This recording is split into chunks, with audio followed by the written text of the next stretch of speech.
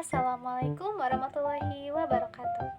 Halo semuanya, perkenalkan nama saya Dwi Rahayu dengan NIM 202300700051 dari kelas AK23A Prodi Akuntansi. Di sini saya akan membahas mengenai etika bisnis dalam Islam. Nah, di sini saya memiliki contoh kasus yaitu seorang pengusaha muslim yaitu Bapak Hasan mendapatkan tawaran besar dari perusahaan asing untuk menjadi pemasok utama. Namun setelah diteliti, ia menemukan bahwa perusahaan tersebut memproduksi produk yang tidak halal dan berpotensi merusak lingkungan. Lalu, jika Bapak Hasan menolak, dia akan kehilangan kesempatan besar untuk mengembangkan usahanya. Dan jika menerima, dia harus mengabaikan prinsip-prinsip halal dan keberlanjutan lingkungan. Nah, berdasarkan etika bisnis dalam Islam, kira-kira bagaimana seharusnya Bapak Hasan menyikapi tawaran tersebut?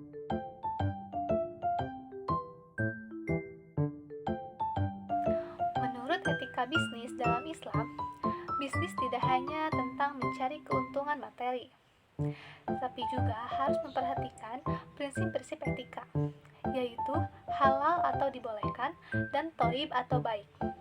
Nah, ini berarti bahwa seorang pengusaha muslim wajib memastikan bahwa produk atau layanan yang dihasilkan atau didukung tidak hanya sesuai dengan hukum syariah, tetapi juga bermanfaat dan tidak merusak alam atau kehidupan manusia.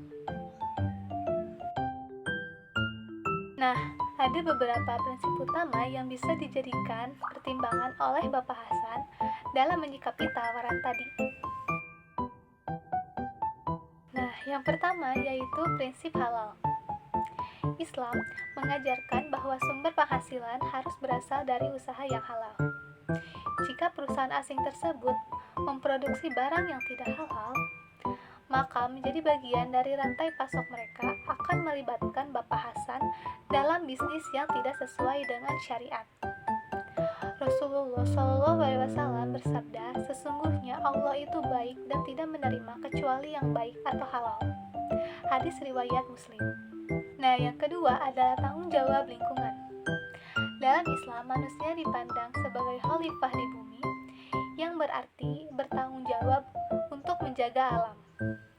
Jika perusahaan tersebut terlibat dalam praktik yang merusak lingkungan, mendukung mereka berarti Bapak Hasan ikut berkontribusi pada kerusakan alam. Nah, hal ini bertentangan dengan prinsip keberlanjutan dan tanggung jawab lingkungan dalam Islam. Nah, dan yang ketiga yaitu keberkahan dalam usaha. Islam menekankan bahwa berkah dalam bisnis lebih penting daripada sekadar mencari keuntungan finansial.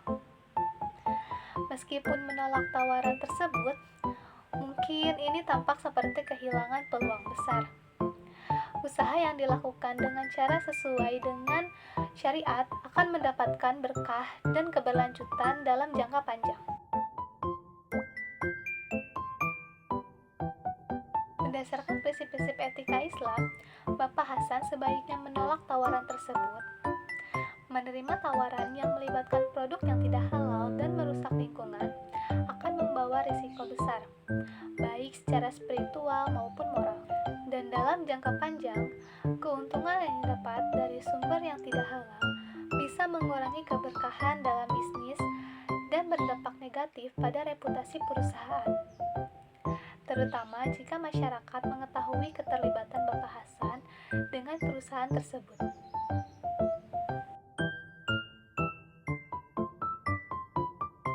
Yang pertama adalah kepercayaan konsumen. Menjaga integritas dengan menolak tawaran yang tidak sesuai dengan prinsip halal dan lingkungan akan meningkatkan kepercayaan konsumen, terutama di kalangan masyarakat muslim dan komunitas yang peduli terhadap isu lingkungan. Ini bisa menjadi keuntungan besar dalam jangka panjang karena semakin banyak konsumen yang menghargai bisnis yang etis. Yang kedua yaitu kemitraan yang berkelanjutan. Menolak peluang yang tidak sesuai dengan prinsip Islam tidak berarti menutup pintu bagi peluang lain. Dengan menjaga integritas, Bapak Hasan bisa menarik mitra bisnis yang lebih baik dan lebih sesuai dengan nilai-nilainya, yang pada akhirnya bisa memberikan keuntungan yang lebih besar dan berkelanjutan. terakhir adalah tanggung jawab sosial. Mengambil sikap terhadap isu-isu halal dan lingkungan juga menunjukkan bahwa Bapak Hasan peduli terhadap tanggung jawab sosial perusahaan.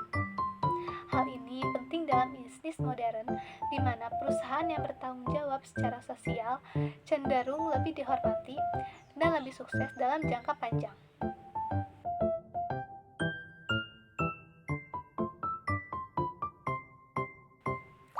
Dalam Islam, keputusan bisnis bukan hanya soal keuntungan finansial, tetapi juga tanggung jawab moral. Dengan menolak tawaran yang melibatkan produk tidak halal dan merusak lingkungan, Bapak Hasan memprioritaskan integritas dan keberkahan di atas keuntungan sementara. Keputusan ini tidak hanya akan menjaga nama baik dan keberlanjutan usahanya, tetapi juga akan memberikan dampak positif bagi masyarakat dan lingkungan. Pada akhirnya, bisnis yang dijalankan dengan prinsip-prinsip etis dalam Islam akan lebih diberkahi dan sukses secara berkelanjutan. Sekian penjelasan dari saya. Maaf bila ada salah kata. Billahi taufiq wal hidayah. Wassalamualaikum warahmatullahi wabarakatuh.